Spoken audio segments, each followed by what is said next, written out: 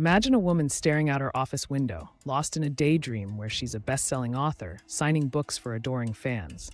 This fantasy feels vivid and real, yet her actual manuscript sits untouched for months.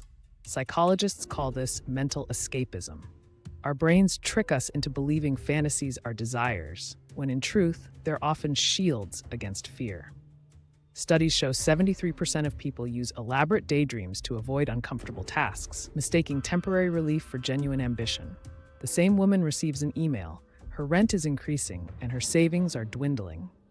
The fantasy shatters like glass. Neuroscience reveals why. When we fantasize, our brain releases dopamine as if we've succeeded, reducing motivation to act. A Yale study found that participants who fantasized about academic success performed 32% worse than those who visualized obstacles.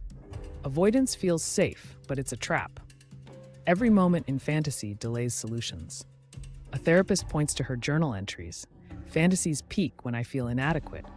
This mirrors research on avoidance identity, creating idealized selves to escape perceived flaws. Harvard psychologists found that 68% of chronic fantasizers struggle with implicit self-worth issues. The woman realizes her author fantasy wasn't about writing.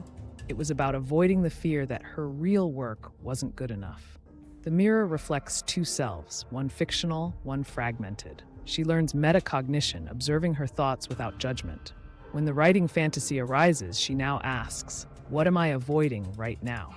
Behavioral studies show this simple question reduces avoidance by 41%.